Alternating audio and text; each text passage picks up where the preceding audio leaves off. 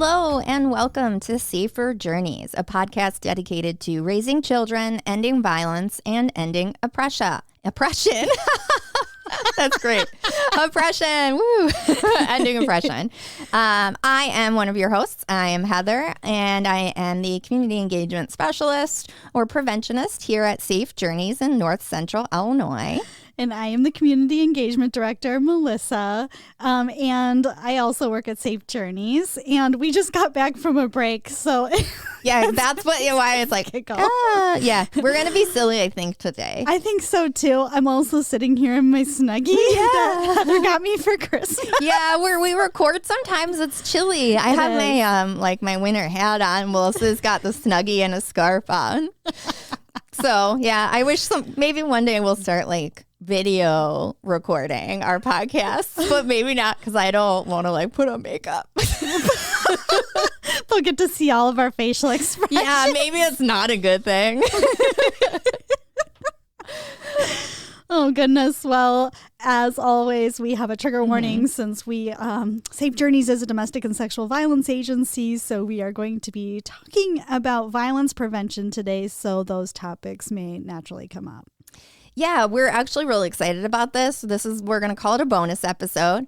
We kind of realized we never really shared much about ourselves and how we got to this work and what this work really is. So we thought, why not do a bonus episode? I do think it's going to be a little sillier than usual. But we're going to talk a little bit about how we came to this work, what we love about it, what we find challenging, and what we see in the future for prevention of violence. Yeah, so I'll help kick it off. Yeah, with please. The 4 safe journeys. Dun, dun, dun. I don't know. It seemed like it needed some sort of sound effect. It does. Before safe journeys. So for me, that was before July 2019 is when I came right before the pandemic. Yes. Yeah. Yes. So that's interesting too. That I started pretty much about 6 months before the pandemic. Yeah. Oof. I know. Just when I hear 2019, it feels ominous now because I know right around the corner was the start of COVID. Yeah. Well, so I backtrack a little bit because I went and got my massage therapy certificate, and that was back in 2008. So guys, that's 15 years ago at this point. I know. When you say it, I'm like, no, that was 5 years ago. Old. I know, right? Well, and one of the main reasons is because I really wanted to be a chiropractor to begin with. Oh, I didn't know that. Yeah. Cool. Because I was in a car accident when I was 15 years old. And I remember when I went for my 6-week checkup, and because I had broken my tailbone, my left ischial tuberosity, which is your butt bone. Yeah. And then I cracked my 2 iliac crusts in the Shoot, Melissa, those are pretty extensive injuries. Yeah, and it has impacted me a lot. I bet. But I remember when they told me, they're like, all right, well, you're 100%. And I walked with a limp. And I was I'm not 100%. And that whole time I had been going to the chiropractor, but they couldn't touch my lower back. Because it's healing. Or tailbone. Yeah. So then I was cleared for that. And I did get back to 100%. I was able to dance and everything. And I no longer had my hips were off. Yeah. A bit. So I was I want to do that for people, But then I started taking all the science classes, and I loved anatomy and physiology. Yeah, chemistry, not so much. Yeah. So, and I tended, this won't surprise you, I tended to be an overachiever, and I overloaded classes. Oh, man, I constantly tell students, don't do it. I know. They're like, I'm going to take 18 credit hours. I was like, you're not going to get what you need when you're taking that many credit hours. I did 18 credit hours. It was the second year that no. It was the second semester that I was like, I can't do this anymore because I did 24 that year, that semester. You burned yourself out. 24 is like double full time. Yeah. So I was getting a C in chemistry. And to me, that is like fatal. I get it. I get it. Oh my gosh, it's only going to go downhill from here. And so, yeah, I wrote this whole song before I went and talked to my teacher. It was a parody. I can't write music, but it was a parody to She Effin' Hates Me. But it was about chemistry. That's effing great. hating me. Yeah. And so I went and broke up with chemistry. Which made me be like, what the heck is next? And basically I was just gonna go be on Broadway and I wasn't just that be easy. a massage therapist on the side, which would be my main source of income. Yeah. Broadway and a starter, at least, you wouldn't be making too much money. Yeah. But I was like, I was still concerned with healing. Mm-hmm. And so that's, and during my massage certificate, I actually like look back and I remember doing a research paper on massage therapy and survivors of domestic and sexual violence. And I don't know exactly, like, I think maybe I was attracted to it because I was like, stuff's going on at home. I think it's domestic violence, but nobody's validating my experience at this point. So I was just like, I just chose it as a topic.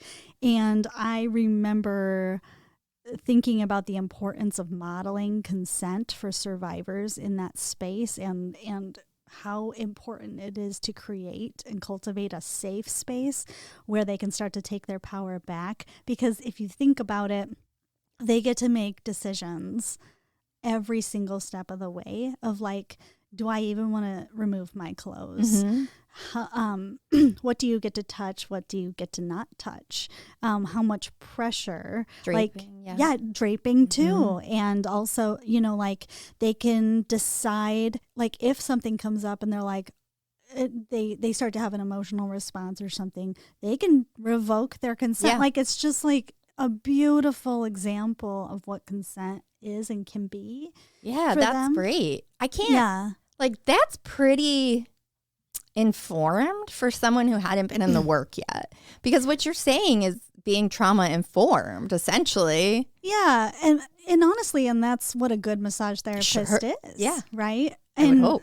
And like, yeah, again, every step of the way, they would get the chance to do that. And so I just thought that was really cool. I'm like, this is how everything should be practiced. Like they get to set the boundaries. Like, of course, as a professional, I come in with my boundaries. Like, hey, this is the space I cultivate. Like, and this is how I operate so that it's safe. Yeah. So that you can make decisions about all these other things. But this is my promise to you. Mm-hmm. No, right? that doesn't surprise me. That's how you approached it. Yeah. At all. So, but then I had like a lot of issues with other people's ethics. And so that always rubbed the wrong way. Yeah.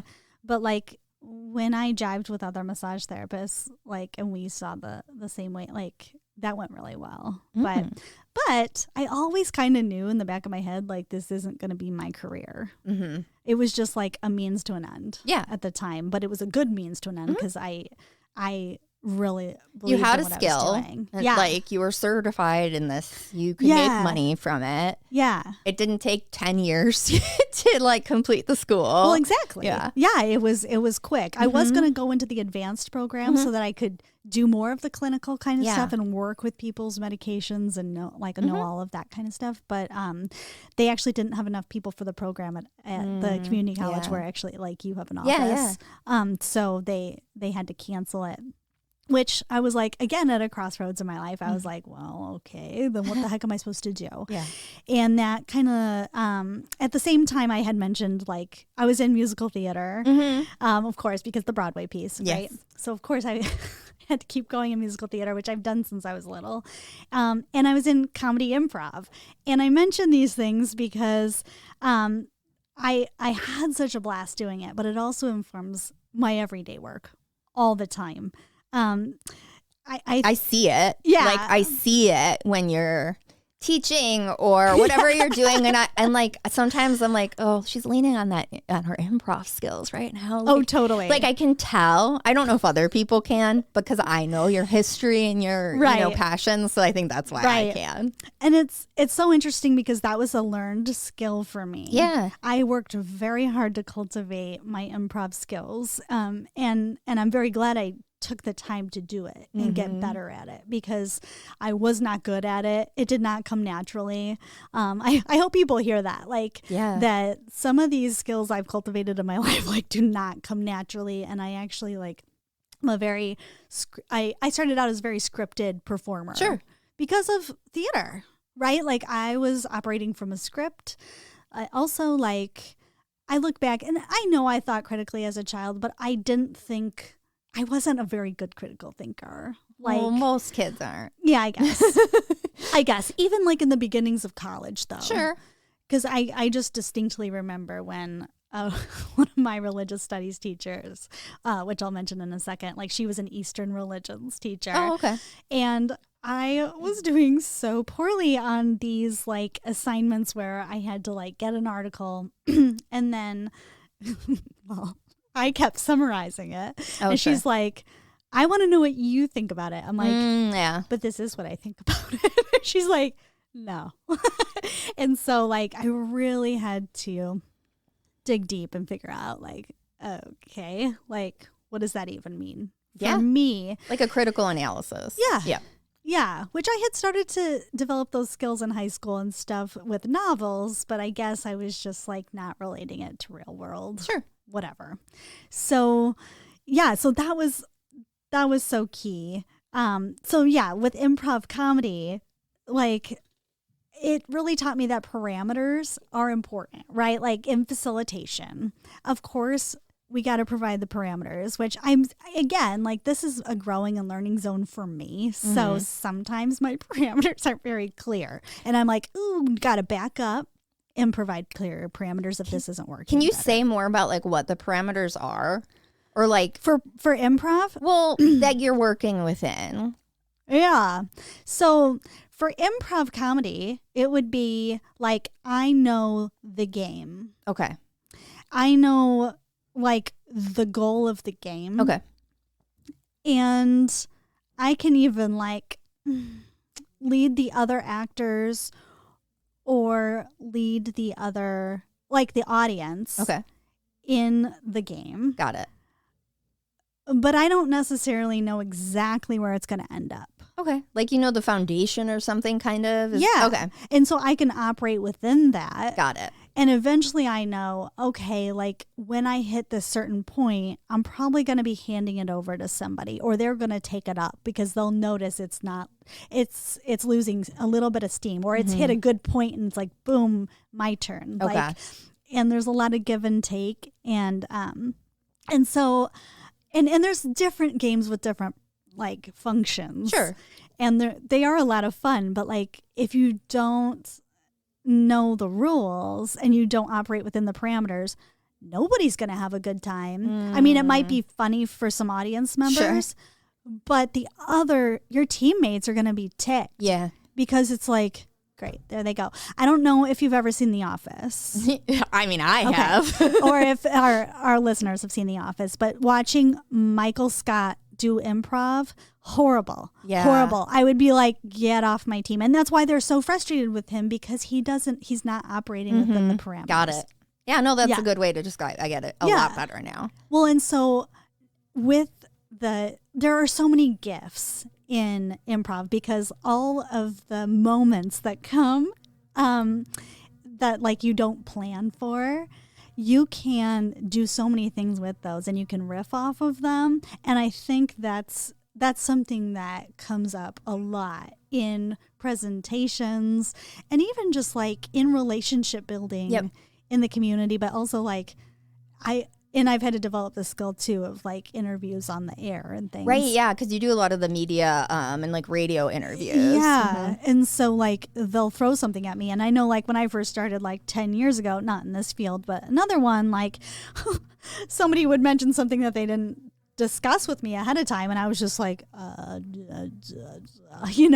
And now I'm I can think through or get myself to what I want to say a lot better. And I think that's because like I've had a lot more time outside of my comfort zone where I can grow in this skill. Cool. Yeah. No, I very much see, like, just working with you, how your improv, how your play, like your theater work, I definitely see it. Again, I know you, so like it, maybe everybody else doesn't, but I was like, I see how it's a skill that like you really utilize. Yeah. Yeah. And it honestly has just become part of my presence as well, especially like the musical theater part where it's just like, it's just the way of, it's like it's that performance quality, I guess, which I know sometimes like if you say it a certain way, it might feel icky or whatever, but it's like, I think it's important like to be able to bust that out, but also turn it off. Yeah. And be like, no, I'm like a real person. And be your like, authentic. Yeah. Like, yeah. I mean, like, I guess figure that out is your how authentic. do I bring my authentic self into my like performance self, which that's a line too, and knowing my own boundaries. So I don't have vulnerability hangovers and share too much as well. Yeah. But yeah. The next piece is like my religious studies degrees and my ordination in the United Methodist Church. And I want to say, like, I went to this progressive theology school called ILIF because I knew it was going to stretch me, and I knew it was going to get me to the person I wanted to be, because it was very social justice oriented and activism oriented and putting your beliefs and values into action. And that's who I wanted to be. And so that's where I ended up. And I was with so many people in class. I mean, I'm talking like I was with Latter-day Saints and, of course, United Methodists, but Lutherans, Presbyterians, atheists, like just like people like pagans, spiritual, like anything you can think of. I was in class with them. I did not realize that. Yeah. And it was an incredible experience, first of all. And there were people there getting like their Masters of Arts in like some kind of religious study, whether that was like picking some kind of subject and focusing on that. The people were also getting their PhDs there. And of course, mine was more focused on like, I had to have a specific degree to be ordained. So that's where I was going with it. So I didn't get to take as many social change classes as some of my friends, but they were getting Masters of Arts in social change, which I'm like, I wish I would have gotten that too. But I did take some of those classes. And that's what I want to talk about real quick, is that one of the professors in that field, she was incredibly a mentor that really formed me, especially like I got to be in a space where I got to be in my first protest, and she was there for me. And so I have this experience as being like an ordained elder in the United Methodist Church during a time which, according to their book of discipline, being a member of the LGBTQIA plus community was against Christian teaching. Now, it's not that way anymore. And that's actually like a whole division of the Methodist Church that I'm still kind of a part of, but not really. Like, I just don't really feel that anymore. But I was also at a point of stepping into my own like leadership shoes as a young clergy woman, which has its own challenges. And so I think it's super key to understanding who I am today, even though like I've grown a lot since then. Because, okay, so my first protest, I just want to mention, because it is really cool and it definitely speaks to the social justice and activism, like the core of me that's really grounded in that today. So I protested for the first time occupying a communion table and singing hymns while disrupting an international general conference for the United Methodist Church. And I was sharing that space with so many people who have been suffering under that belief that homosexuality is incompatible with Christian teaching since like 1968. And that year is so key for so many things. I mean, like if you look at the history of sex ed, like that year is there. Like it's the year of everything because that's when people freaked out in the country and started to try, like they were organizing on in right-wing politics, and it's the year of a lot of things and so that's when this got put into the Book of Discipline. Got it. Yeah. And so there were like very, very seasoned people out there who and my teacher, like she was the daughter of one of them. And so by the time that I had her as my professor, you know, she's middle-aged. And so there was just like many generations out there sharing the space. And she came up to me while we were protesting and said, all right, so they're threatening to call the police. So yeah. We know that you are with us. Like, if you need to leave the floor, please do. And which she was pushing me to, basically, because she's just like, go. Yeah, we get know out you're of with this. us. Yeah, and I'm like, and I also knew that, like, I'm a grad student. I don't have money for bail. Right, yeah. Like, I don't have a fund, which some of these people are part of groups who, like, raise money and have that bail money, right? Like... So I was like, it would be on your shoulders. Yeah. And so she took care of me in that moment. And that's like, I hope that for myself going forward, like I can be a caregiver in those moments in protest situations, but also just like in the social justice movement in general. And honestly, that is how I view my supervisor role too, is caregiving for my staff. Yeah. You know, so that you all can continue the work, which, and I hope to continue the work. Well, I have to keep taking my PTO, but yeah, you know, so that's like, that was a very formative experience for me. It sounds like it. It's not the only one I've had, but certainly one that sticks out. I mean, I can't imagine it would be the only formative experience, right? Yeah.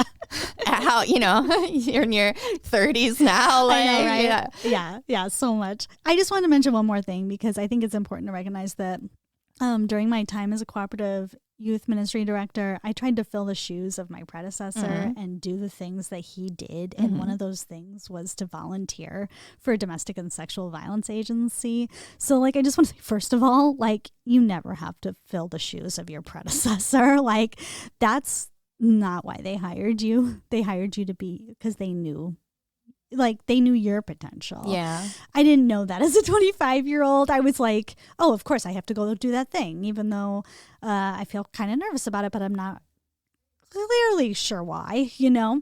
I don't think I would have. I would have been in the same place at that age and new to the professional world. Yeah. I don't know. I think it's almost unrealistic to expect people not to do that. Yeah. Yeah, that's true. It just really caught me off guard, you know? And so when I got to that volunteer training and within the first 15 minutes, which I know you've heard this story, Heather. Well, but this is for everyone. I had to leave within the first 15 minutes. Unfortunately, they had given a break after that because they had like shared the definition of domestic violence, which was the most expansive definition I'd ever heard that included emotional, financial, verbal, sexual and or physical abuse.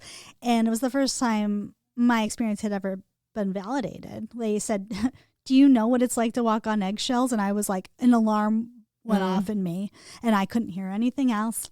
I couldn't breathe. I felt like I couldn't breathe. Honestly, I was breathing, but and I knew I had to get out of there, and I did. And I tried to hand the binder back, and they like were very compassionate with me. That's and good. Said that like, no, keep the binder. You're always welcome back. And I'm like, well, I'll be around because I had to work with them anyway on different projects. Sure. They had like a very cool violence prevention cooperative, by the way, or like a council. And then they had subcommittees. And I was a part of the youth engagement one, which was so cool. Yeah. And I would love to replicate that around here. But like, I knew it wasn't time for me to be a volunteer. And in fact, like I went out to my car and just started sobbing. Sure. and called my mom. Yeah. And I was just like, oh my gosh, for the first time ever, somebody just validated my experience that I had in my household growing up. And I got into therapy, and that's how I'm here today. Yeah.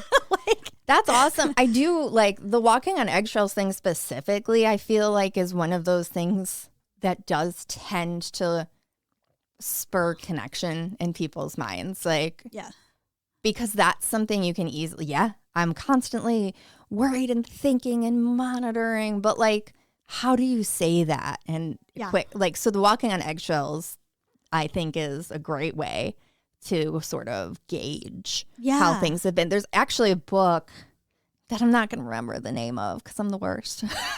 It might be called like Walking on Eggshells, but it was something about that.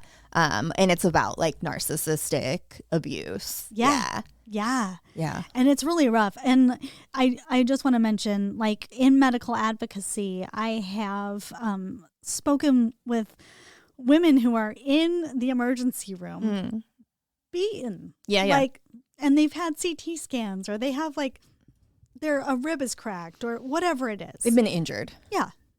And they sit there and tell me this isn't as bad as the emotional abuse. And I believe it. Yeah. I know it because I know it. That has a physical impact too. Oh, yeah, absolutely. But you can't see it. Right. It's invisible. Which means it's invalidated all the time. It is invalidated. Yeah. Yes. No, I mean, and that's, I feel like for a lot of things, like when you think about like invisible disabilities or invisible illnesses, right? Like if you're in a wheelchair, people are going to try to accommodate you.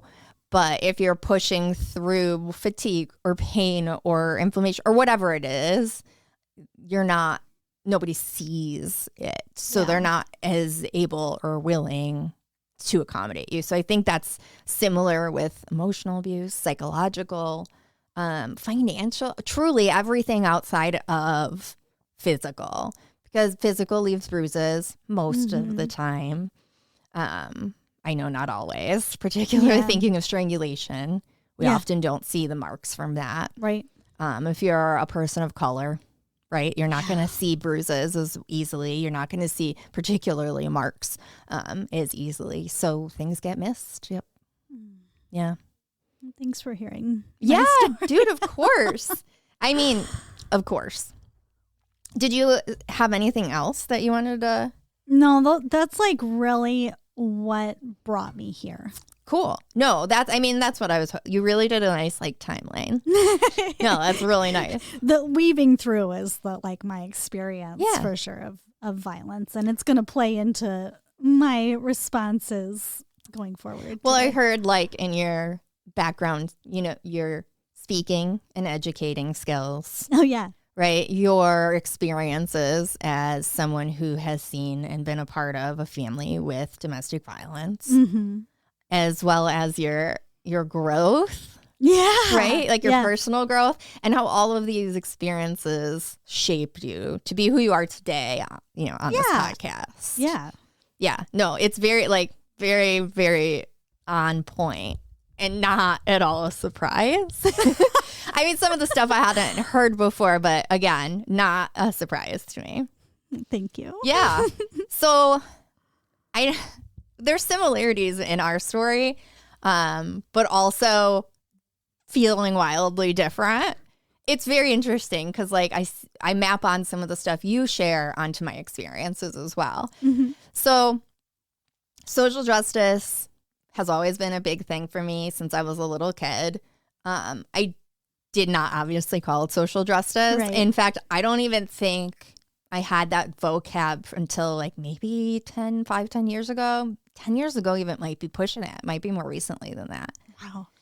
But I was little, I got real into conservation as a little kid. I would like write letters to like legislators as a small child and like try to save the dolphins campaign, like just little things like that. That's beautiful. That doesn't surprise me. I know. Yeah. No, I was like, I'm going to make change. Like sitting on, during the summer writing letters and like needing my mom to go get me more stamps to send. And then I know my parents, my family as a whole, maybe were slightly irritated with my social justice mind coming from where they were. Like my parents might have said something that was homophobic or racist. And like my 8-year-old self would be like, you can't say that. That's racist. Like at dinner, like I'm telling my parents they're racist, which never went well. They were like, well, you don't understand. Anyways, it got better. They also were on the journey. You know, but like, let's see, when I was 8, that's 32 years ago. Jeez Louise. Holy moly. Go back. We're not going to talk about that. But anyways, yeah, social justice has always been on my mind. When I first went away to school, like my first college speech class, I wrote about sex ed in other countries. Oh, neat. Yeah, and how it was better in other countries and like how it reduced STIs and like abortion and all the teen pregnancy stuff. Like I actually just thought about that for the first time somewhat recently. I was like, yeah, this has kind of always been in my blood. Like, yeah. Not even realizing I was choosing topics when I got to that relate to the work we do today. Like, I'm annoyed that I'm still fighting the same fight that I was at 18. Yes. I really had hoped things would be better for sex ed in the United States, but it's not. So, still fighting that fight. But so I originally went to school to be a special ed teacher. About a year in, they'd made some changes to the rules and the laws, and I started realizing the emotional toll that work would do on me, which is great. But then I had to pivot because I was like, ooh, not for me. Right. And I pivoted very differently, but in a clear niche or happy space for me to being a veterinary nurse. So I did veterinary nursing school, which is only an associate's degree. So 4 years, I got a 2-year degree in 4 years. Yeah, I know. You know, Heather, everybody has their own college journey. I know. Or even just vocational journey. But totally. And it's just like, that's one of the reasons I'm never pushing people right out of school to make decisions, because it's too hard to make a decision for the rest of your life. So I was a vet tech for over 15 years. I absolutely love animals. I love medicine. I love science. I do not regret that in any way, shape, or form. It helps me in my everyday life as an animal parent. You know, I still have my drug dictionary at home. So like, how much Benadryl can I give the cat when she gets stung by a bee? Things like that. But during that, I started teaching veterinary medicine, and I had never, I hated training people when I was at work. Hated training people. But it wasn't because I hated giving them the education. It was because I hated trying to train and teach on top of doing the work. So when I got into the actual teaching, I realized how much I loved teaching and loved sharing information. Loved research. I just didn't know. I just didn't know how much I would love it. And then that inspired me to go back to school. So I was teaching college classes and taking college classes at the same time. I don't think I realized that it was happening at the same time. Yeah. And it actually was really great because I was able to have a perspective from both. And I think it definitely helped my students as well as my teachers, because I gave them a little bit more grace if they didn't respond to an email or they, wrote something wrong on a test, things like that. And then my students, I could give them a little bit more grace as well, although they may not have felt that way. I was a little bit rigid at first, but that was just because I was so afraid they were going to take advantage of me because I was young and I didn't want to be too nice, which is crazy. But I was afraid to be too nice. I know, that's so silly. And now I'm annoyed with my original teaching model. Yeah. It's rigidity isn't serving anybody. But lesson learned. Yeah. So I went back to school. I've always liked psychology. I've always been in therapy. I've probably recommended therapy to like almost every single person ever. So it's like psychology was a natural fit. It felt easy for me because these were things I was already doing or reading about on my own time. So I got my bachelor's in psych. And while I was there, I worked in a research lab with adolescents who had experienced significant adverse life events, which we usually talk about as ACEs now, which is adverse childhood experiences. We just used a different terminology at the time. That was really transformative for me, really got me into research. Didn't know how much I liked research or working with adolescents, which like it's interesting working with adolescents. And I used to do these interviews. And we would do a life stress interview. So I would sit down with the parent and then separately sit down with the kid. And I'd ask them the same types of questions about life stressors. And like, do you talk to your parents? Do you have outside activities? Things like that. And I couldn't provide support. I just was grabbing the information. Right. That was so hard to like not validate experiences. And that's part, it's a research project and like it would be influenced if I was validating those experiences and providing support. At the end, afterwards, I would provide support.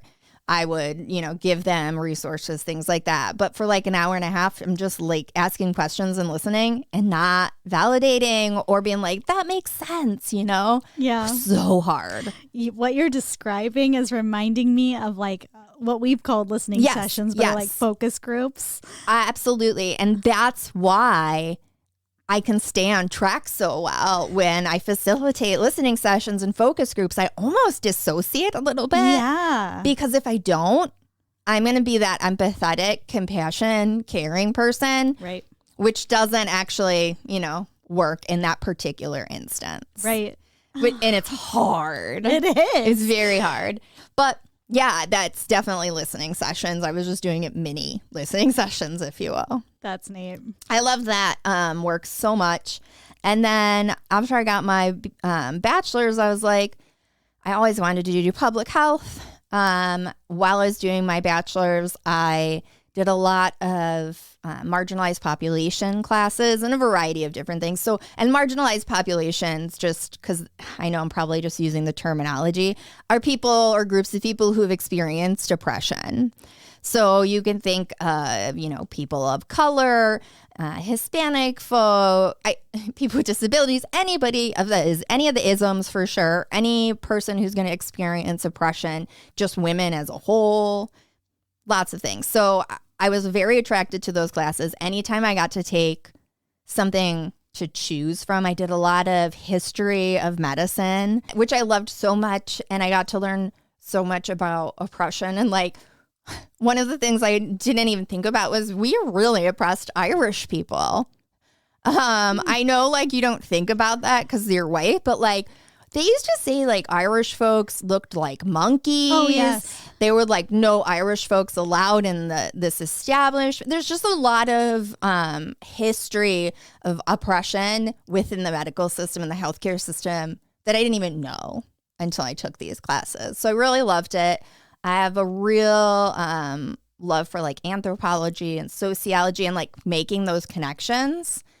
So I got my master's degree in public health. It's actually called One Health. It's a type of public health. It's just a way we think about it. So a lot of times I will describe it as it's the intersection of the environment, of humans, and of animals. So like if you think about all the things I've said that were important to me, like of course this is what I ended up choosing. But the real like root and grounding theory with One Health is we're going to get to the base of the problem, the root of the problem. We are not satisfied with putting a bandage on somebody's abdominal wound that is bleeding out all over the floor. Like that doesn't serve us. We don't want them to have the wound ever. Right. So that's like, and that's pretty intense. Like trying to find the root cause in itself is difficult. And then addressing the root cause is a whole nother ballgame. So I really, really love it. It's definitely the lens I use in all of my prevention work. When I see a problem, I definitely I'm digging into the layers. Is it annoying sometimes? Yeah, because I'll be like, oh, I wonder why this happens. And then I find this thing and I'm like, I wonder why that happens. It's like, oh, it's just like on and on and on. And many of the issues we see in our society today related to health, related to violence, poverty, it's health equity problems. Yes. It is social determinants of health. Yes. And we'll talk a little bit more about that when I talk about what I love about prevention. Yeah. But that's very much what's moved me to be here today. Yeah. And you have so much experience and education in this subject matter. And you have taught me so much coming into this field. I feel like I was newer to this field than you were because it naturally came out of your work. Yeah. In your education journey. Well, and our movement to end oppression and, violence as a whole only recently started taking on that public health lens. That's true. That's true. So it's, there are a lot of practitioners of our work who have been doing this for 20 or 30 years, and they're not necessarily using a public health lens because that's not how it used to be. Right. That doesn't mean what they were doing wasn't helpful or wasn't working. It's just we want to make bigger changes for longer rather than affecting one person or classroom. We want the state, we want the country, we want the world. Yes, that actually gets into my next piece about why prevention. So one of my things is of why prevention is because, just as a human, I tend to go toward the thing that I want for my own life. Yeah. And preventing violence in the life of a person who didn't have healthy relationships around her growing up means that I want to surround myself with the work of healthy relationships. This is what I want to be thinking. This is what I want to be feeling. But it is work for me every single day because it doesn't come naturally for me. I'm not sure if it comes naturally for anyone. Yeah. I really don't know. I can't speak for other people, but it's a lot. It's a lot of work. It is. And teaching myself how to be in healthy relationships is just it's so much work, which I'm proud to do. It's just, it's also very, takes a lot of labor. For me. It does. It's labor intensive because I think for you, for probably most people doing our work, and you've said this, we don't want to feel hypocritical. Yeah. If I tell people not to do the silent treatment, to their partner, and then I think about that time 5 years ago that I did it, right? So then I feel hypocritical. Right. But I know you use that to share with people that you're not perfect and there is room for growth. That's right? True. Yeah. Especially with jealousy. It's I can look at my younger self and be like, whoa, yeah, there's a line. There's a line, right? I'm allowed to feel jealousy. But when my jealousy starts to, I use it to manipulate somebody else, not cool. That is not healthy behavior. Yeah. But it is healthy to have emotions. I'm allowed to feel jealousy. But I can't use it to control somebody else or dictate who their friends are or whatever. And it's hard because where's the line between supporting my feelings and caring for myself and then what can I expect from someone else within reason to help support me? Yeah. It's hard. Absolutely. Yeah. I don't have an answer. Yeah. I don't either. It's work. Yeah, it's work. a lot of work. I also, why prevention is because I know from everything I read, watch, learn, and observe that in order to achieve peace with justice, we must dismantle all forms of oppression, and violence is a tool of oppression. Yeah. So we have to dismantle it, and so that that's why I will not leave this work. in whatever form it takes for me, because I know I've taken a lot. It's taken a lot of forms throughout my life, so I can't be like, I'm going to be in this position for the rest of my life. But I just like, I don't think my focus is going to shift much. Your core values are going to be anti-oppression, social change, social justice, anti-violence. Yeah, no, for sure. Like some of those things, I just feel like they're too rooted in who you are to ever not be such a big part of your work. That is so true. At least for me. Yeah. Well, yeah. What about you? Oh, gosh. So I love prevention. I'm a planner. I am thinking about the future and the preparedness constantly. And that really is prevention. You're looking at possible scenarios. You're looking at trends in the past. You're making predictions. And then you're going to like implement things to lessen the burden of disease or violence or whatever the case may be, whatever harm or unpleasant thing it is. Yeah. You're going to try to be proactive in keeping it from happening, because I don't want anyone to experience trauma of any kind. I know that's never gonna be the case. Like, it's just people are gonna experience trauma. It's how it is. But I want to lessen it, and I'm gonna do that however I can. And for me, my skills are being proactive, looking at why things are happening, and then trying to make changes that would support keeping these harms from happening. That reminds me of the time when we were with a community partner, and she says, do we actually think we're going to be preventing violence? I love her, by the way. Like, oh, yeah, no, absolutely. This was like, it was such a beautiful moment. Her candidness was amazing. Her feedback was needed. Did it like startle us for a second? It did. We're like, yes. You know what?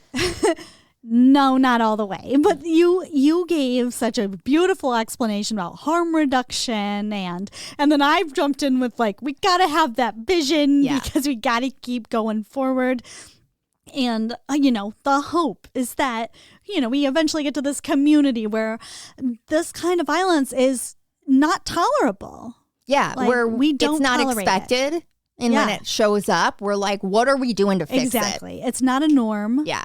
And it's not okay. Absolutely. I often talk about being proactive versus reactive.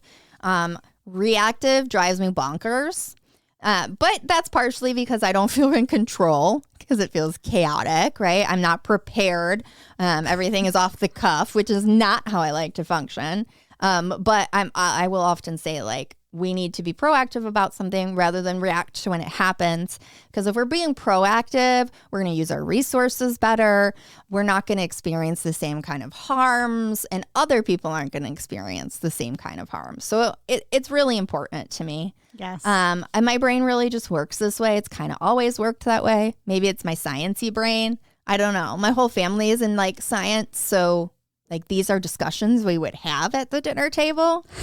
Some of them are pretty gross because my mom's a nurse and my dad's a fire paramedic. So like we had some nasty discussions, but and then I was a vet tech. Like nobody wanted to eat with us at dinner.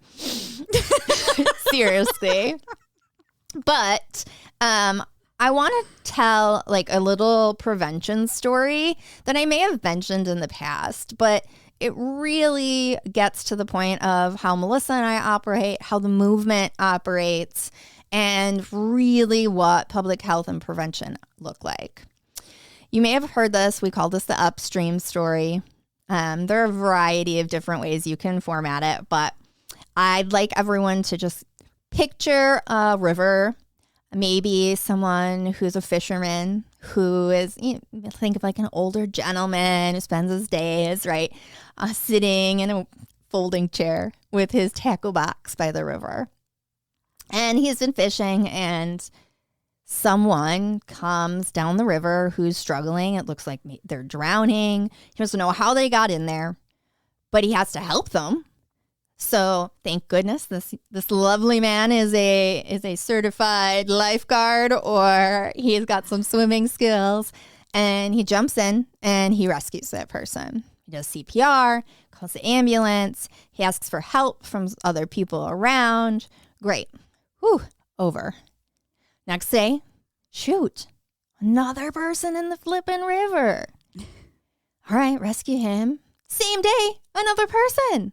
People just keep showing up, drowning in the river, and nobody knows why.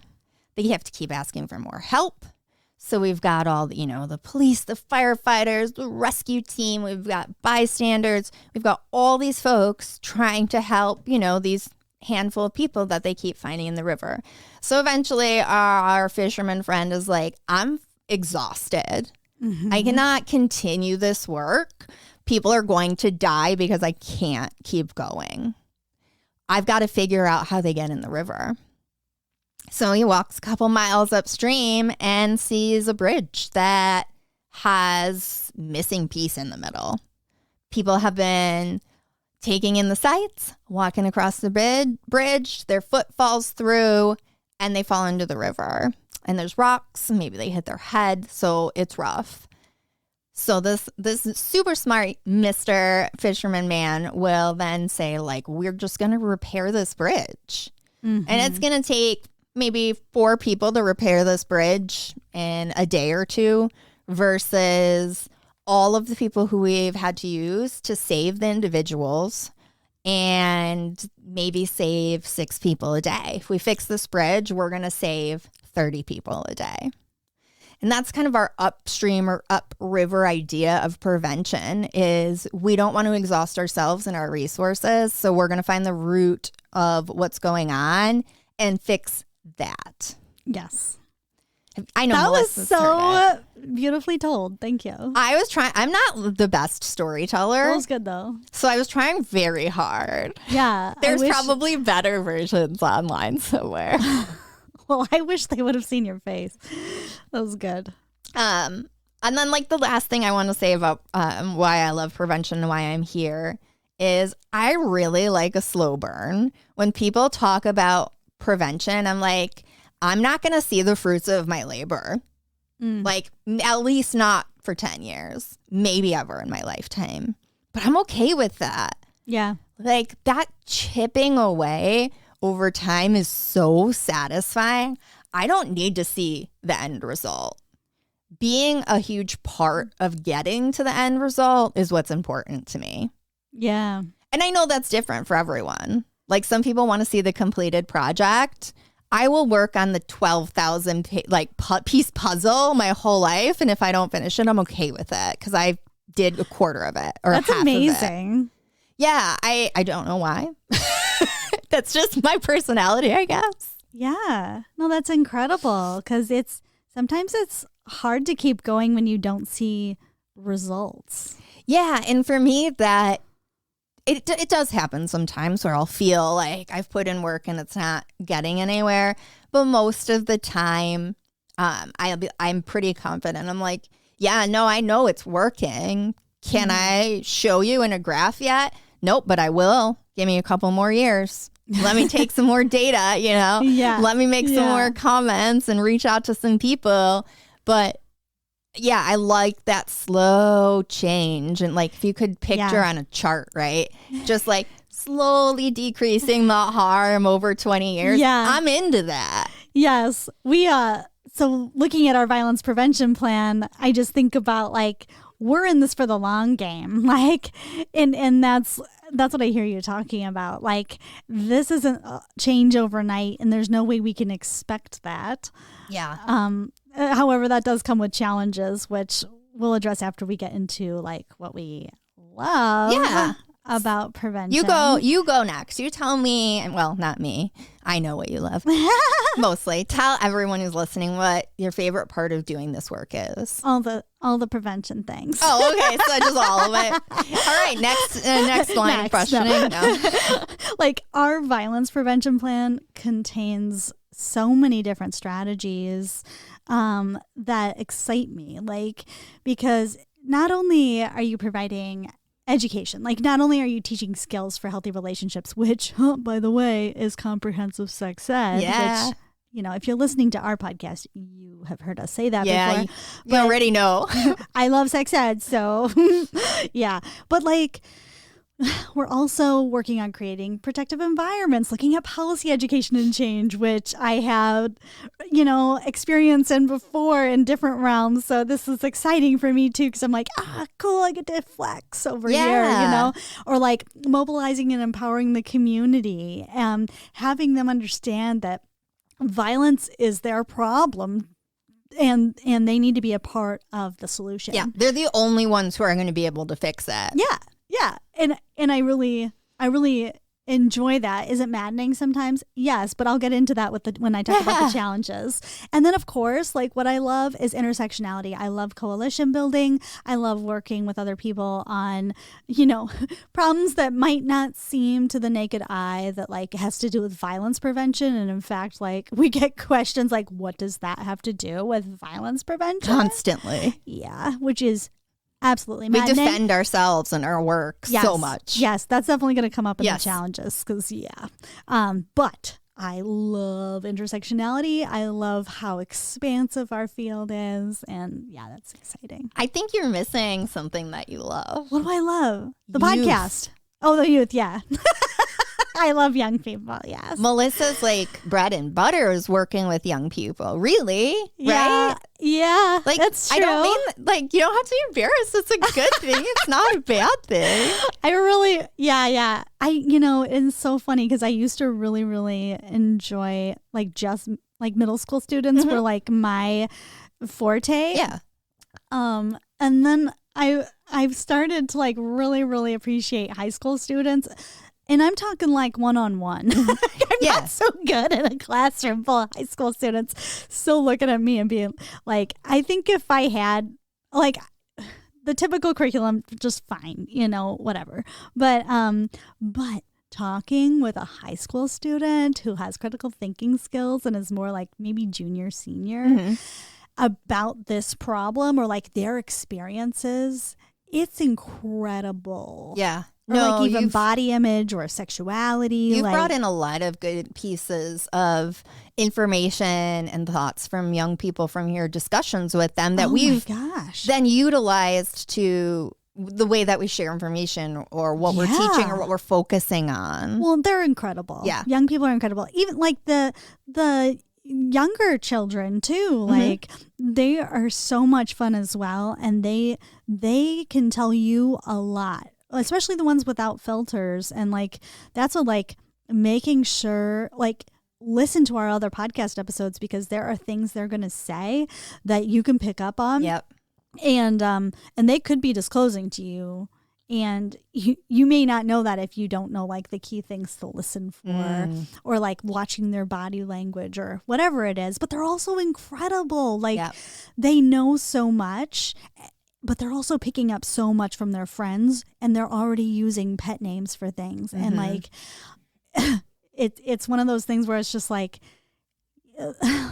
where'd you get that? Like, who says that around you? Yeah, like, I know. You're like, you didn't just make that up.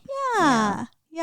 And I'm like, wait, didn't we name that before when, like when you've been taking baths since you were a baby? Like, you know the name of this, like, let's call it that, you know, so that we all know what you're talking about. Like, but anyway, like, I love that too. And I really love connecting with caregivers now too. Like, there's just so many pieces of it that like excite me and make me so happy.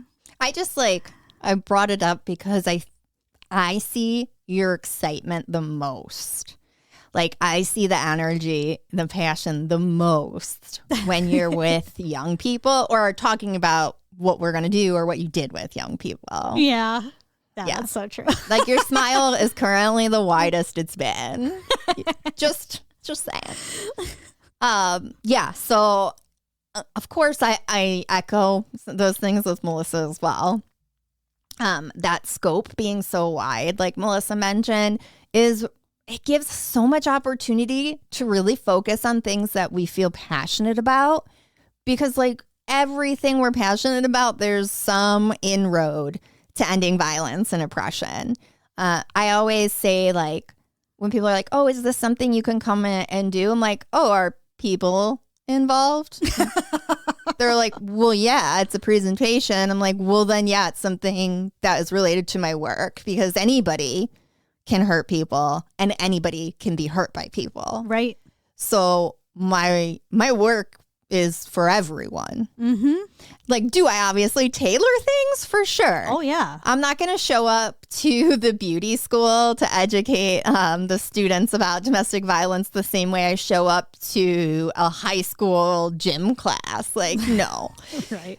But the goals are the same either way. So I really, really love that. Like Melissa said, a lot of times it doesn't often look like prevention, which is another thing I kind of like when people are like, oh, that's prevention. I'm like, yeah, let me tell you how.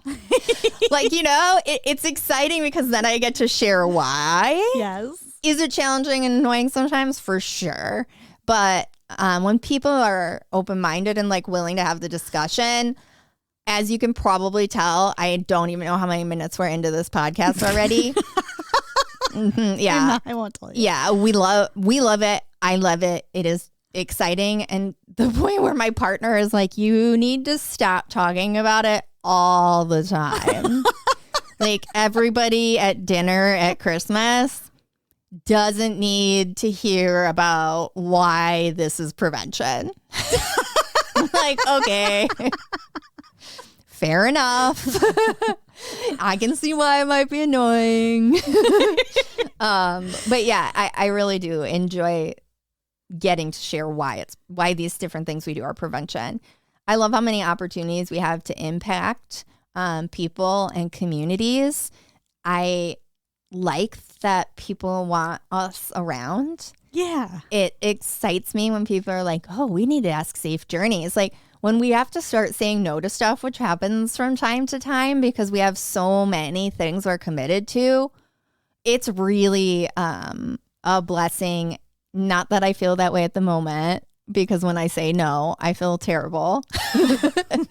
But thinking, you know, on it now, it's like we're making such an impact. We're doing so much that we have to like turn things down. Yes.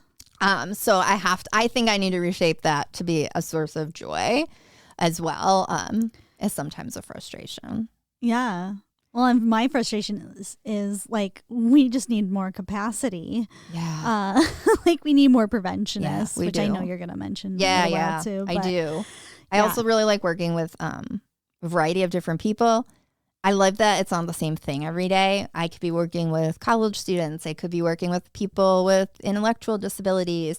I might be working with the Youth Outlook program. Like I have so many opportunities to work with different groups, and it helps me to shape our movement. Yes. It helps me to be able to be flexible and adaptive because like the way I talk to each group is going to be different, but the message is always the same. Mm-hmm. So I have a lot now that I can like pull out of my like bag, if you will.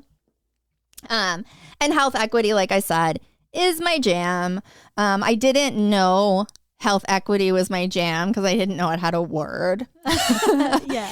But it's like health equity is essentially making sure that people have the things they need to thrive. So your super basic thing, food, a house, childcare, education, like those things are different social determinants of health. And if we provide these things for people, not only do we get to support the reduction of violence, but we reduce poverty, we increase employment, like all the things we want to see change. We can do that by providing basic needs. And like, so I'm impacting more than violence, you know, that's really exciting too. Mm-hmm. And just like, I want to reiterate that health equity serves everyone, even the most privileged. And like, am I always stoked on being like, and privileged people, this helps you too. Because it's like, you don't really need any more help. But it's true. So just one example, When I was doing my grad school, I lived in like a huge metropolis. I didn't have a car. I was taking public transportation. My main train stop was being renovated. So there was no elevator. There was no escalator. There was no ramp. You could only access the train platform via stairs. And it was a significant amount of stairs. Okay. I'm looking around. I'm seeing people with strollers who can't get down the stairs. Thankfully, like other folks would help, but like random strangers are like helping you carry your stroller down the stairs, which like I'm glad that people were helping, but that's not necessary, right? If we had a ramp or we had an elevator, it's not just going to serve the people who are in wheelchairs. Or, you know, have mobility issues. It's going to serve people with strollers. I'm sure any of you who've been in a big city have seen those little metal carts that people wheel around, right? Like with their groceries or their shopping. Yes. Yep. They're wheeling it because it's heavy. So going down these big flights of stairs with that cart isn't going to be easy. So think about senior citizens who might be using that, or a wagon to like get something to where it needs to go. There's just a variety of things. And I was experiencing my first experiences with my rheumatoid arthritis. So walking up and down stairs was really painful for me. Had to do it, had no choice. And like I just kept seeing all these things like a wheelchair ramp or something accessible for a wheelchair is really going to benefit way more people than just those using a wheelchair. Right. And I didn't really think about it until like that moment when I was looking around, seeing the person who was struggling to get down the stairs, you know, or the mom who was hoping someone would help carry her stroller down the stairs, which, by the way, not helping because my joints were angry stunk. Like I just really wanted to help every time and I just had to walk by. Oh, I know. It was I know bad. that must have been hard for you. I was just like, ugh, you know, Yeah. like just go tap, you know, the person who looks big and strong, be like, go out that mom right now. No, obviously I shouldn't. But Melissa, let's like talk a little bit about what's hard for us or what's challenging in our work here. Yeah, I would have to say that people not knowing about the field of violence prevention and everything it entails definitely feels like an uphill climb a lot of the time because we have to keep trying to educate people about this field. And basically it feels like we have to persuade them of our value. We do. Of our work and Yeah. like why we should be a part of their work. I know. And sometimes within institutions that are anti-violence institutions, Yeah, which you're like, well, you should know. I know. But again, it's changed recently. So like Definitely. that's part of it. And like coalition priorities have shifted to center violence prevention, which makes me so happy. So I mean, like there's good moves happening. It's still frustrating in the everyday. Yeah, it's tiresome. Yeah, because it's not only like within our institutions, you know, within our agencies who didn't start with the public health lens, right? So like it is an uphill climb. However, it is also challenging with partners who don't see it. You know? Definitely. Yeah. I mean, I'm constantly explaining stuff. I mean, my partner now kind of knows how expansive the work I do is. But like at first, he definitely was like, you're doing what? That doesn't, it's like, that just sounds like you're having a nice time. I know. I'm like, well, it's because I love it. But yeah, it's hard with family, with anybody who's not in this movement, in this work. Even like we said, some people who are having to constantly like validate yourself to them. Yeah. Like proving it to them. Yeah, like proving yourself over and over again kind of stinks. Yeah, it's tiresome. But like I'm very grateful for violence preventionists. Absolutely. Because when we find community with each other, we lift each other up because we know what we are facing. It's some of my favorite things is when we get like the state violence preventionists together. Yes. I'm so excited. And like I hear it from the other people doing this work in our state too. Like there's so much energy. I think you and I both come back usually just wiped. Yeah, we do. Not from a bad stuff. We learned so much. We shared so much. We got so excited. I come home with pages and pages of notes. Yes. And then our energy is just wiped out. Yeah. And we need some PTO because it's like. We do usually take some. Yeah. We do. Mm-hmm. Yeah, it's smart too. Because our brains are like fried in a good way. Mm-hmm. But they need to get some rest and support. Yeah, and I know I'm going to be agreeing with some of the challenges you've listed. So please share what you find challenging with this work. Well, first, I think I want to address, you mentioned it briefly, the resources. Yeah. It is hard. We are all grant funded. And for folks that aren't familiar with grant funding, pretty much every year you have to apply and compete with other people to continue the work that you're doing. And then if you want to add new things, you have to usually write new grants for that. So just grant writing in itself is a lot of work. And it feels like you constantly have to be proving yourself and why you deserve to be doing this work and why you deserve to get paid. Mm-hmm. Which, like, what? Of course we deserve. Everybody deserves to get paid for their work. But it feels kind of crummy. And then it's a little scary because you don't know if you're going to have money to do your job the next year. And recently in our state, there's a lot of centers like ours that lost a significant amount of funding. Mm-hmm.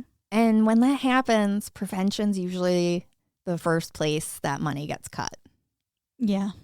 So that hurts. It feels like we're not important sometimes. But I know that, you have to do what you have to do. But it doesn't feel nice. So I think that's a big challenge for me.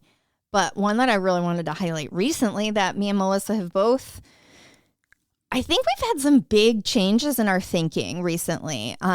We've been working on a project with a group of people, and we realized some of them are people who commit harm against others and are abusive individuals. And Melissa and our initial reactions are kick them out, right? Yeah. We will not tolerate this behavior. And that's been the movement's thought process for a long time. And I think we didn't develop our own thought process. We leaned on what everybody had been doing in the past. But we had some one great person particularly at the University of Illinois who was challenged us, why should we kick them out? And me and Melissa just about pooped our pants, really. We were like, what? Because they are bad people. But listen to the things we've said because we've already grown, right? Yes. We have said this is the work of everybody. Violence prevention is everybody's work. Yes. And violence is everybody's problem. And so, yeah, go on. With the story. No, it's fine. We have so much to say about it, especially because it's something we've been really reading up on. We've been exploring with other folks who do this kind of work, working with people who cause harm. And the movement's too important for us to kick anyone out of. Absolutely. Really. And those folks who are causing harm can't be expected to change if they aren't educated, supported, and met with compassion, which is hard. Mm-hmm. It is hard to meet someone who causes harm with compassion. But most of the people causing harm are not, just naturally people who cause harm. Things have happened to them in their lives. A lot of them have already experienced abuse and have grown up in unhealthy families or unhealthy relationships and never even knew how to be someone who doesn't cause harm. Right. And me and Melissa really changed our view. And now we are fully committed to keeping even the people who cause harm in the movement. Mm-hmm. And especially if they're self-selecting to be a part of the movement. absolutely. Yeah.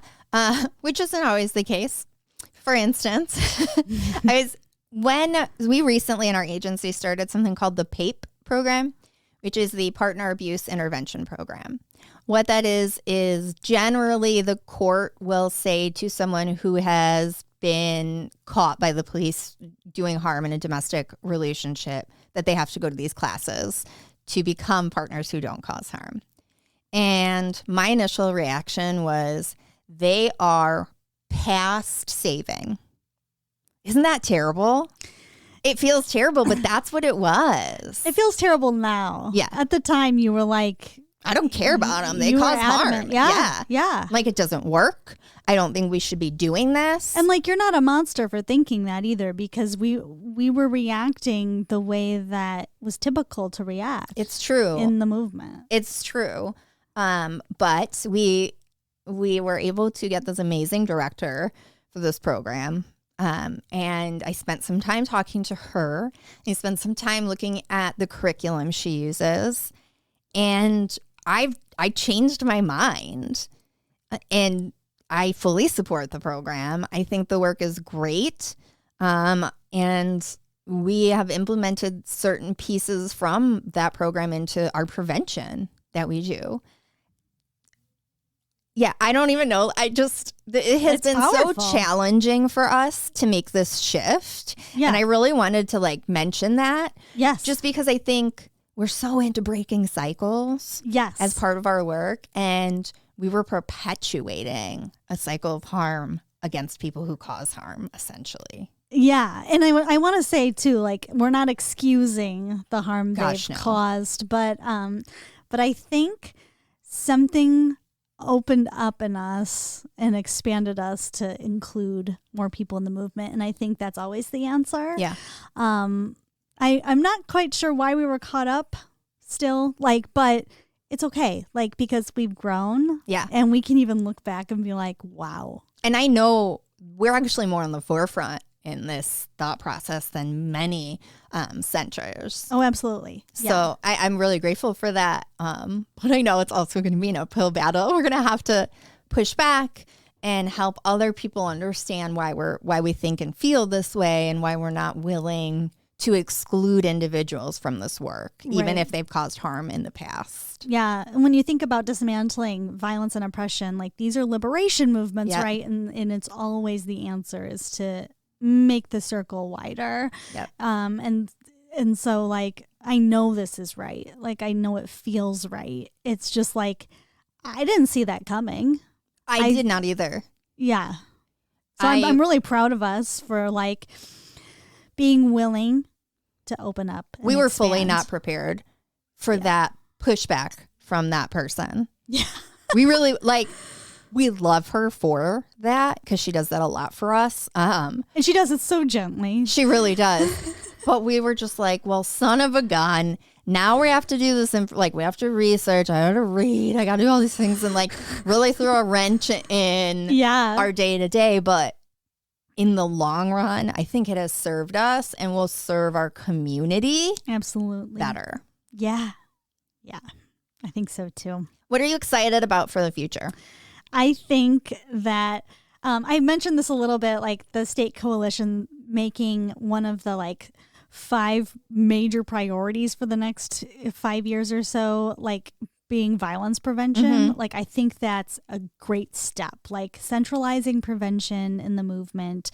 And I think what that could look like even more so is like making that the way we define our services too. It's like, okay, so tertiary prevention, which is like, you know, not primary or secondary, like secondary. Let me start at secondary, because secondary is like, okay, you've dealt with violence.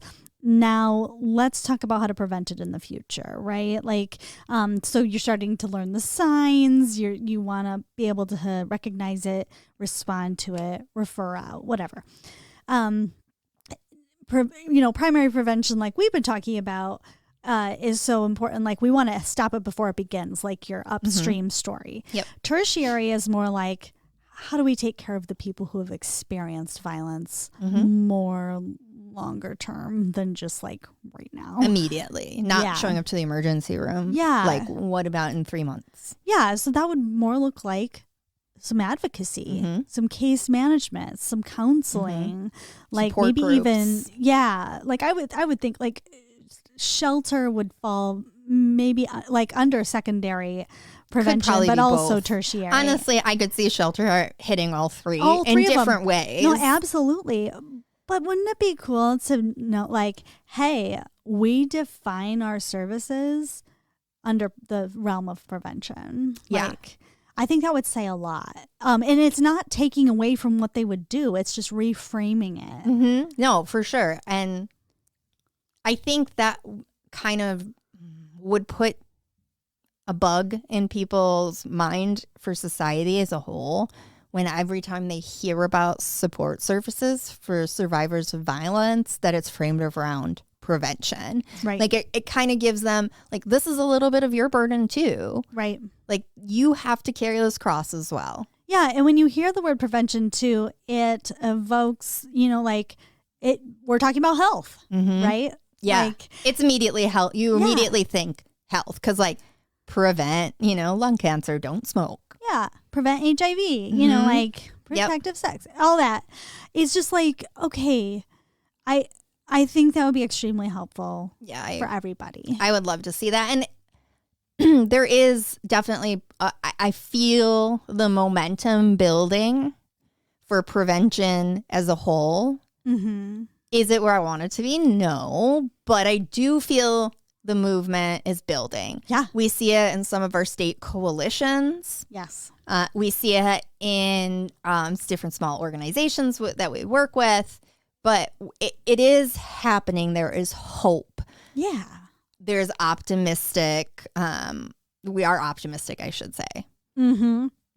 And I think that would really go into my next point where like we are centralizing prevention in every single community so that eventually we see prevention as a way of life and we're intolerant of violence so that it isn't the norm and that prevention's the work of all people. So like one of my dreams, right, is to have this violence prevention cooperative where a lot of things are operating out of that, right? Because violence prevention is oppression prevention, right? Like, so there's so much work that come out of that central place in the community. Like that could be a gathering place, basically. Yeah, like it could be disability justice. It could be LGBTQIA rights. Right. It could, like all of these like things. Let's prevent gun violence. Yeah, gun violence, community gang violence. Like, yes. Yeah, all of those things. Let's absolutely. engage young people and empower them. Let's do peer education. Skill building for employment. Absolutely. Like, all sorts of things. Absolutely. Yeah, it could really like be this huge institution. Honestly, I would love to see an arm of government. Not that like I realize that's probably not going to happen in my lifetime. Yeah. But the same way that we have like the CDC, right, or Health and Human Services, I would love to see like a center for, prevention of violence or a violence prevention cooperative or something. That the Department of Violence Prevention. Yeah. The DVP. Yeah. Oh, no. I mean, that was a portal that I had DVP to report into. is a database that we had to like enter that. And it was tough. So Never mind. Just take that back. It may have some stigma for us. Some baggage.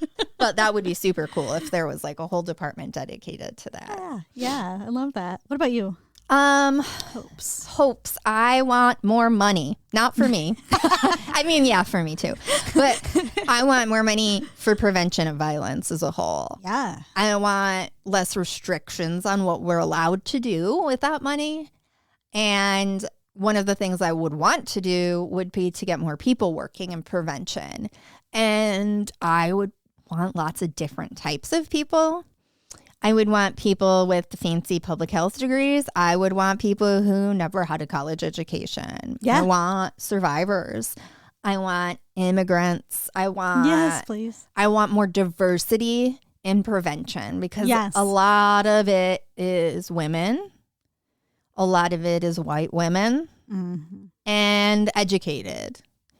And there are so many more people out there that aren't educated, primarily white women, that have so much value that we're just like missing. And so much wisdom. Yeah. To share. Lived experience. Like, I really want to see us utilize all the opportunities for knowledge and advocacy in prevention, because we don't utilize it at this point, in this moment in time. I also want to see more people, because our preventionists are burnt the heck out, just like many other institutions. You know, I know nurses are feeling that way. Teachers are feeling that way. The police are feeling like everybody's feeling burnt out. So it's not surprising that we are. But like, we're holding a lot on our shoulders. Mm-hmm. I almost kind of feel like it's outrageous that in our organization, we're committed to ending violence, and we have 4 people who are in prevention of that. So like, 4 people are not going to end violence in 2 counties. It's not going to happen. That's like the second half of our mission statement. Yeah. It's just not going to happen. So it's like, we need to resource our agencies better and differently so that we can really do this work and fulfill that mission. Yes. But like, that's a heavy load, and we hold ourselves to such high standards as a result. Like, I know Melissa and I have talked about, like, if we've perpetrated an unhealthy behavior one time, we're like, we are imposters. Hypocrites. We're a hypocrite. We don't deserve to be doing this work, right? Yeah. But like, if we had more support, if we had more money, if we had more people, I think those kinds of mindsets wouldn't immediately be where we go to, because we feel like one little misstep is so huge when we only have so few people doing this work. It's true. I would love, like, we've talked about this 1,000 times already, more people who understand what we're doing, which is like why we wanted to have this particular episode, because people don't get it, which is fine. Like, I understand why they don't. But we really want more people on board who share the same values and who share this mission and who don't tolerate harms against other people and want to do the work to make change. Mm-hmm. And then again, Melissa mentioned this too. Scale our impact up. I like how you put it, though. Yeah, you like that? Yeah. We just don't, and it's not anybody's fault. It's just, again, we don't have the resources. We don't have necessarily the research that we need. I just wish everything was bigger. Yeah. I guess, in prevention. And I wish we could disseminate to people how important violence prevention is in every aspect of their life. It's not just being harmed or harming other people. It's oppression. It's healthcare. It's, rights of a variety of groups of people. Yeah.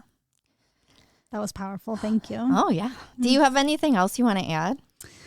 No. And I mean, thinking about the impact, I just think it's so powerful to keep drawing that circle wider, you know?